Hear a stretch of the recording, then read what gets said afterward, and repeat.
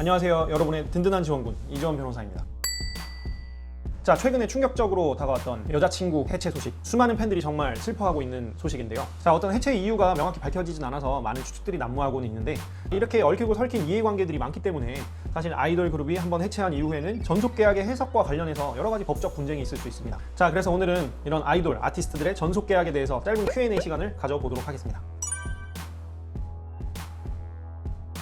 일반적으로 어떤 특정 분야에서 작성하는 계약서 같은 경우는 그 분야의 특성을 많이 반영하기 때문에 계약서에 어떤 특이한 조항들이 들어가 있을 수 있습니다. 하지만 어떤 분야를 막론하고 계약에서 일반적으로 가장 중요하게 반영이 돼야 되는 원칙이 몇 가지 있습니다. 그 중에 대표적인 것이 당사자의 의사가 정확히 반영이 돼야 된다. 두 번째는 공평해야 된다. 그건 원칙이죠.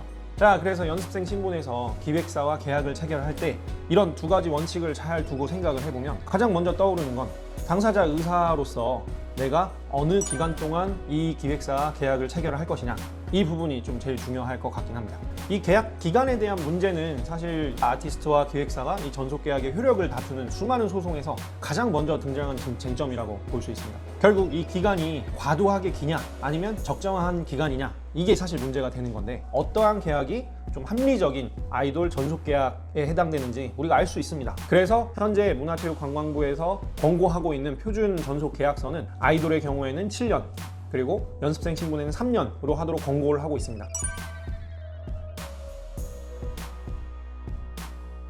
자, 연예인 전속계약이라고 해서 일반 계약서는 굉장히 다른 틀의 어떤 그런 계약을 사용하는 게 아닙니다. 기본적으로 일반적인 계약이라고 하면 꼭 들어가야 될 중요한 내용들은 모두 포함하고 있습니다. 자, 가장 크게는 먼저 계약의 목적입니다. 계약 목적은 기획사 및 아티스트가 서로 어떠한 권리와 의무를 가지는 게 대해서 소개해 놓는 그런 항목이고, 그 다음은 이 계약 기간이 언제까지 유효한지 계약 기간을 정하는 부분입니다. 그리고 아티스트의 연예 활동 중 창작된 저작물에 관한 권리에 대한 부분도 굉장히 중요하고, 특히나 이익의 분배 부분이 가장 중요하겠죠. 그 다음으로 계약의 해제 또는 해지, 사유와 이에 따른 손해배상과 위약벌 조항이 가장 중요한 부분입니다. 일반적으로 계약 체결에 있어서는 계약 자유의 원칙이라 그래서 당사자들이 합의한 내용이 바로 곧 계약 내용이 됩니다. 한마디로 당사자들은 자기들이 합의한 계약 내용이 따라야 된다는 게 가장 중요한 원칙입니다. 전속계약도 일반적인 계약이기 때문에 이 계약 자유의 원칙에서 벗어나지 않습니다.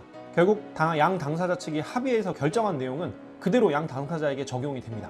따라서 아티스트 측에서 계약서의 내용을 내가 미처 확인을 못했고 불공평한 내용이 있다 라고 해서 계약 내용을 무조건 무효를 구하거나 해지를 할 수 있는 것은 아닙니다. 전속계약 자체의 무효를 구하는 소송은 입증하기가 굉장히 까다롭습니다. 사실상 현재는 많은 기획사들이 이런 결정문과 또한 그런 어떤 문화체육관광부의 어떤 그런 고시된 표준 전속계약서 등등을 참고해서 작성을 하기 때문에 계약서에 그런 조항이 아예 통째로 없으리라고 생각하기는 좀 힘들 수도 있습니다. 현재 어떤 계약서에 미리 합의해서 그 내용을 작성을 했는데 이 내용이 마음에 안 든다고 해서 계약서를 함부로 이렇게 파기하거나 무효를 주장하는 건 거의 불가능합니다.